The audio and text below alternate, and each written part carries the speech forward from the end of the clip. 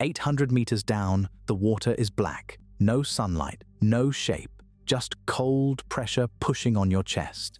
Then something arrives. Not a shadow, not a sound in the normal sense, but a punch. A single click, sharp enough to feel inside your ribcage from over a kilometer away. Louder than a rifle shot fired next to your ear, louder than a jet engine at takeoff. And the animal making it is not screaming, not singing, not warning anything. It is hunting. The sound is the weapon. And right now, somewhere in the deep, that weapon is going quiet. That click is the loudest confirmed sound any animal on Earth has ever produced. It comes from a sperm whale, a 15-meter predator with a head that looks wrong for its body. Too big, too square, too heavy at the front, like evolution loaded a hammer onto the face of a submarine. And for a long time, people assumed that sound was just loud. A big animal making a big noise, communication, intimidation, the soundtrack of the deep. We were wrong about almost all of it. Think about what loud actually means underwater. Sound doesn't behave the way it does in air. In the ocean, sound travels faster, farther, and hits harder. A whisper down there can cross a room in an instant. A click at 230 decibels underwater is not just noise you hear, it is pressure that moves through your body. If you were close enough, it would not sound like a click at all. It would feel like being flicked hard from the inside. Divers who have been near feeding sperm whales describe the sensation not as noise, but as impact, something touching them without touching them. Some say they can feel the click behind their eyes. Others describe it as a shove against the chest, like standing too close to a loudspeaker at a concert, except the shove has aim, and the aim is you. The underwater decibel scale and the airborne decibel scale don't line up directly. Comparing them is complicated, but the general point survives every honest translation. No other known animal produces a sound this powerful. Not the blue whale, not the shrimp that snaps its claw to stun fish, not any land mammal, not any bird, not any predator that ever screamed at prey on the surface world. This one animal, in the middle depths of the sea, holds a record that everything else on Earth has quietly failed to match. And here is the first thing that should stop you. This is not a voice. It is not the whale's version of a song. Humpback whales sing. Blue whales moan across ocean basins. Dolphins whistle. Sperm whales click, and each click is aimed. Picture something that can hit you with sound from a kilometer away. Now picture it aiming. This is not a searchlight sweeping across the deep. It is a searchlight that also happens to be a fist. Every click leaves the whale's face as a focused beam of pressure directed forward into the darkness. It is looking for something, and what it is looking for lies in a place where nothing else that big has ever bothered to hunt. To understand why, you have to understand the head. A sperm whale's head is roughly 1/3 of its entire body. 15 meters of animal, and 5 of those meters are skull-shaped, blunt-nosed forehead. If you saw a cross-section of it in a museum, your first assumption would be that it must contain a huge brain. It doesn't. The brain is in there, and it is large, actually the largest brain that has ever existed on this planet, by absolute mass. But even that brain is nothing compared to the rest of what's inside that head. Most of the head is an oil-filled chamber. A soft, waxy substance called spermaceti sits packed inside a long organ that runs the length of the forehead. Below it is another oil-filled structure called the junk, arranged in stacked lens-like layers. Between them, a series of air passages. In front of the whole assembly, a pair of specialized structures called the monkey lips, a nickname biologists have kept because the shape is faintly ridiculous, but the function is not. The animal is not built around its brain. It is built around its speaker.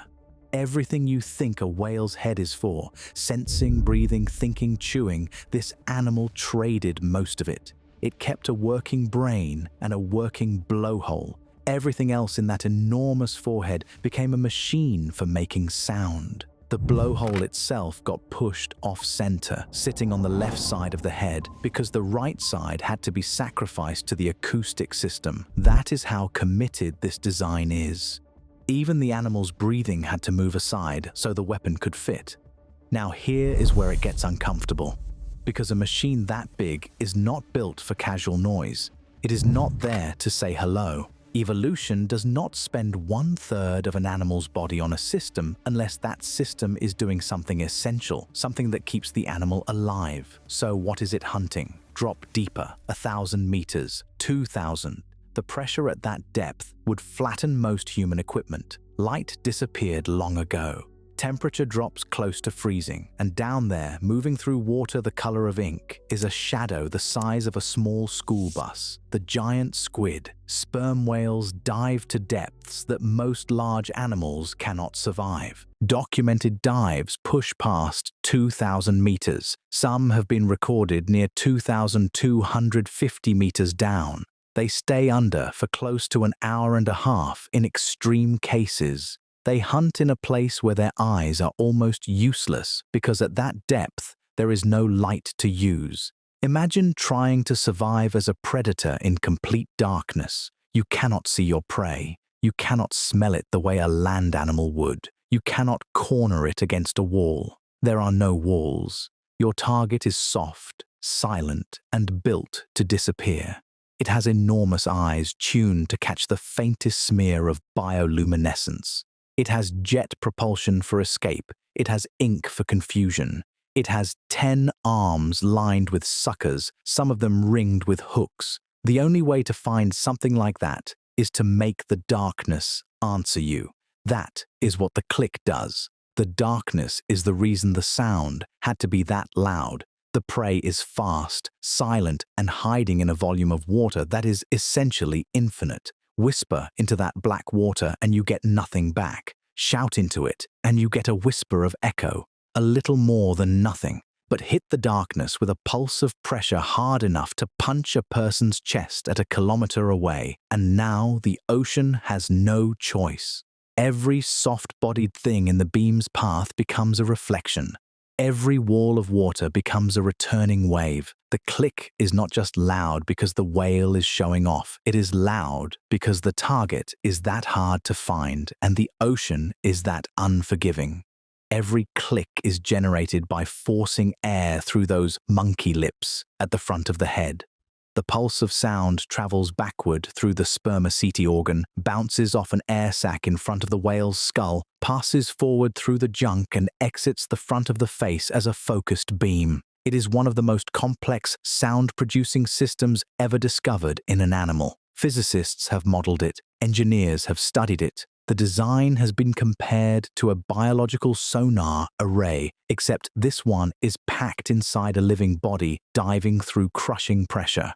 The whale is not vocalizing, it is firing. Every click is the animal reloading. And here is the second reversal, because we are still not at the real story. When that click hits a squid, a soft, silent, boneless body suspended in black water, the sound bounces back. The whale hears the echo through fatty structures in its lower jaw, which act like acoustic antennas conducting the vibrations directly to its inner ear. The returning signal carries information about size, shape, distance, and movement.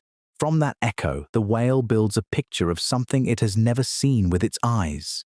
It is not hearing the squid the way you hear a voice. It is imaging it, the way a hospital ultrasound builds a picture of a fetus through pulses of sound, the way a submarine maps a hidden coastline, except the sperm whale evolved this system long before any human built one, millions of years before. Every submarine sonar array humans have ever built is, in a sense, a very late imitation of what this animal already had.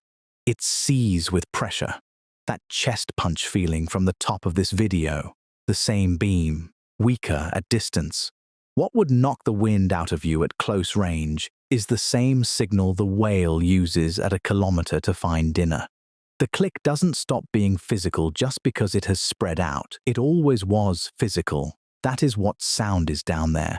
And now the story gets darker, because some researchers have proposed a possibility that is still debated in the scientific literature, and it is one of the most disturbing hypotheses in marine biology. The idea, first floated by researchers including Kenneth Norris and later explored by others, is this. At close range, when the whale is right on top of its prey, the click may not just find the squid, it may hurt it. The energy of a focused click at short distance is enormous. Some scientists have suggested that a soft-bodied animal on the receiving end of that beam might be stunned, disoriented, or even physically disrupted by the pressure wave. Other researchers have pushed back, arguing the effect is not strong enough to matter, or that stomach contents of sperm whales don't show the pattern you would expect if prey were routinely stunned. The evidence is not settled, but the possibility is there, and it changes what this animal is.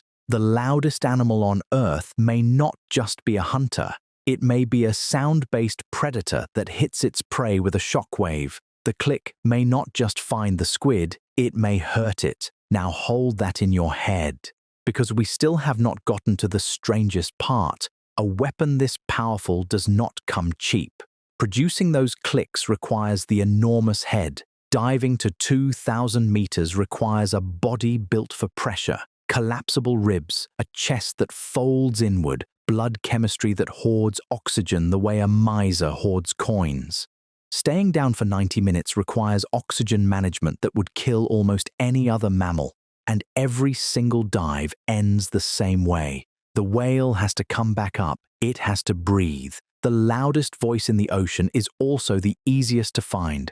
Remember that, because it is going to matter more than you think. Come back to the surface with the whale. It has been down for over an hour. Its blood is oxygen-starved. Its body is cold. Its heart, which slowed to almost nothing during the dive to conserve fuel, is climbing again. The animal has to lie at the surface, breathing hard, sometimes for 10 or 15 minutes before it can dive again. In that window, it is exposed, it is loud, it is exhausted, and in the ocean of the 19th century, that window is when the harpoons arrived. But we are not there yet, because before the humans come into this story, the whale itself becomes stranger.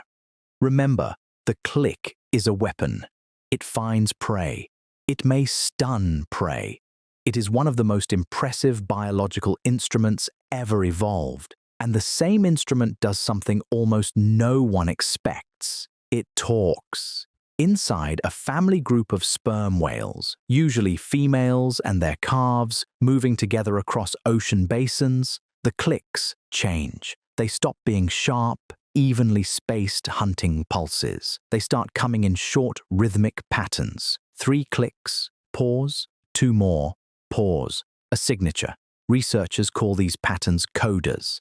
And here is what makes them extraordinary. Different sperm whale groups have different codas, different accents, different dialects. The sound weapon is also a name. Scientists like Hal Whitehead and Luke Rendell have spent decades documenting these patterns. They have shown that sperm whale populations across the world sort themselves into what they call vocal clans, enormous groupings of families that share the same coda repertoire, even when they live in different parts of the ocean. Whales from one clan may swim past whales from another clan and not associate with them because the accent is wrong. More recently, the CETI project, the Cetacean Translation Initiative, has been using machine learning to try to decode what these coda patterns actually mean. The full picture is still being worked out, but the basic finding is real, and it is remarkable. Sperm whale families around the world carry their own acoustic identities, passed between generations, learned by calves from their mothers. The gun is also the voice. Think about what that means. The same organ that may stun a giant squid at a kilometer's depth is the same organ a calf uses to learn its mother's dialect. The same beam of pressure that can find prey in absolute darkness is the same signal that says, "This is my family. These are my people. This is where I belong." A calf spends its first years listening. The mother clicks, the aunts click, the grandmother clicks. Slowly, without any of the drama of a human child learning to speak, the calf's own clicks begin to match. Its coda becomes the family coda, and that pattern, that specific little rhythm of pulses, will stay with it for the rest of its life. That is not an accident. It is an evolutionary trick most animals never pulled off. One system, two purposes, one instrument, both a hunt and a hello.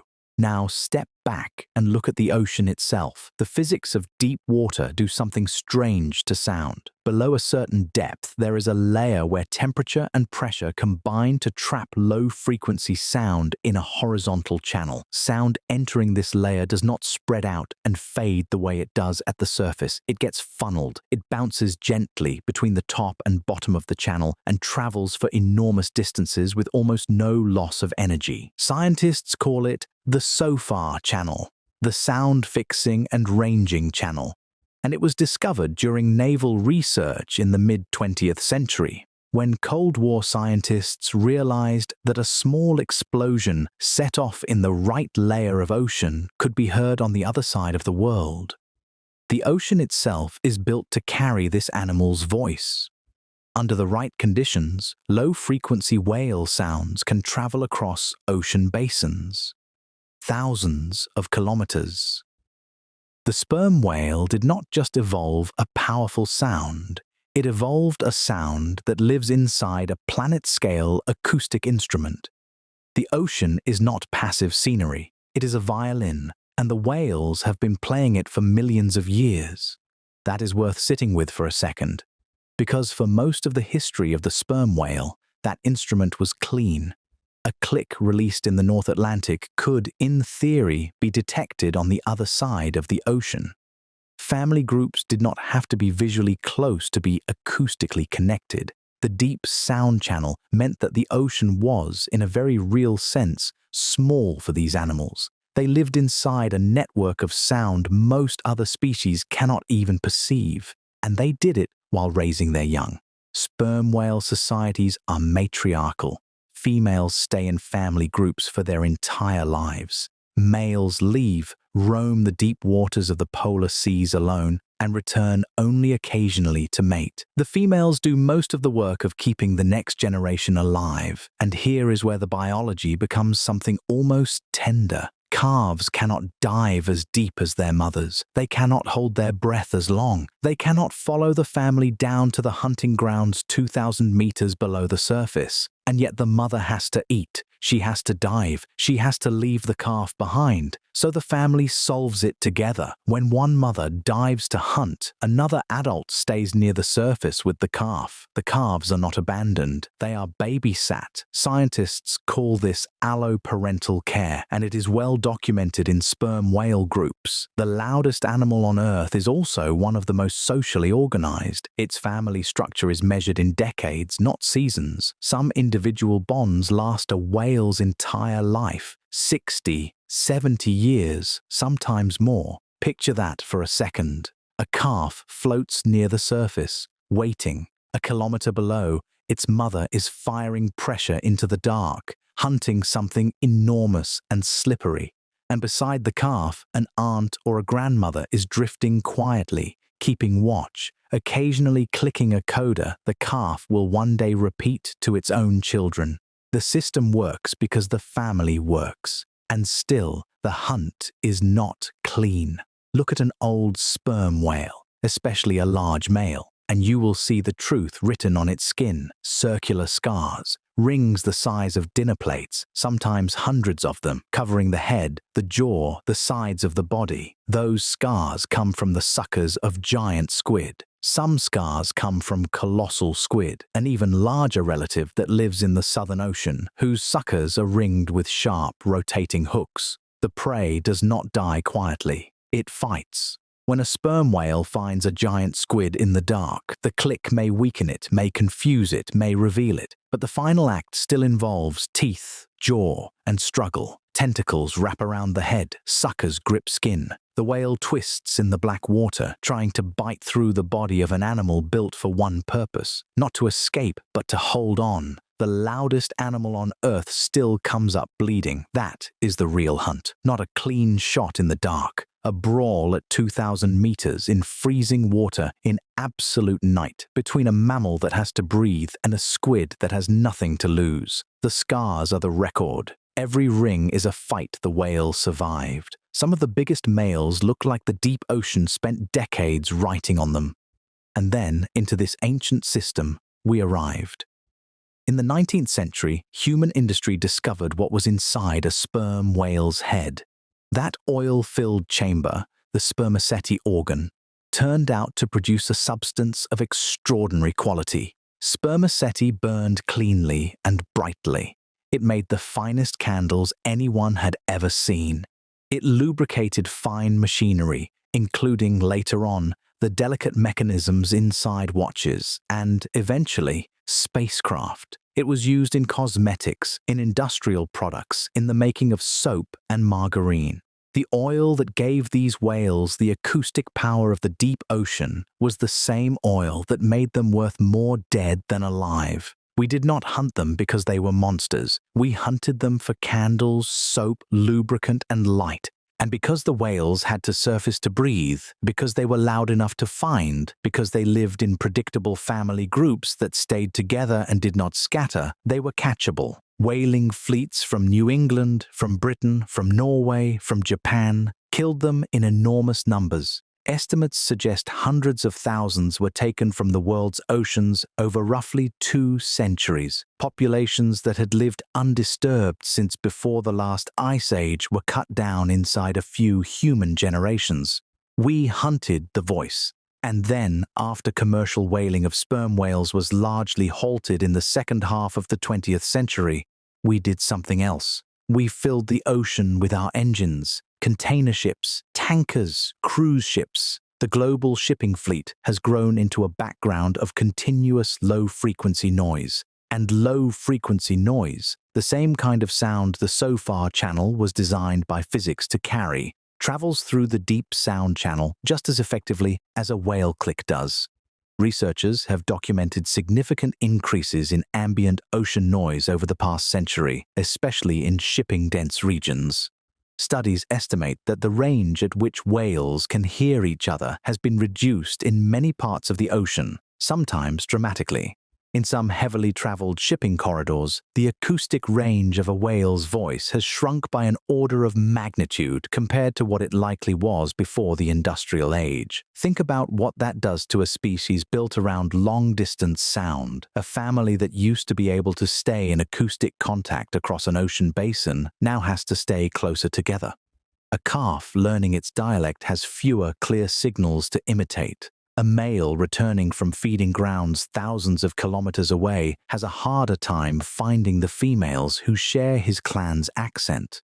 The whales are not just being made quieter, their social world is being compressed. We did not silence the whale, we drowned it out. The spermaceti that once carried a whale's voice across an entire ocean is the same spermaceti that made the whale a target. We hunted the voice for its oil. Then we buried what was left under the sound of our own engines. 2 different acts, a century apart, both aimed at the same organ. Now come back to the beginning, back to 800 meters down, back to the black water, back to the click that arrives before the animal does. The click still comes, it still hits the chest. It still moves through the deep the way it did before there were ships, before there were harpoons, before there were humans standing on shorelines watching the horizon. The physics of the ocean have not changed. The whales that remain still dive. They still hunt. They still teach their calves the family dialect. Somewhere down there, right now, an old female is drifting near a calf while another female is a mile below her, firing pressure into the dark, listening for the echo of something soft and enormous. But the click arrives less often from fewer animals. Through a noisier ocean, the loudest animal on Earth is still down there. We just made it harder to hear.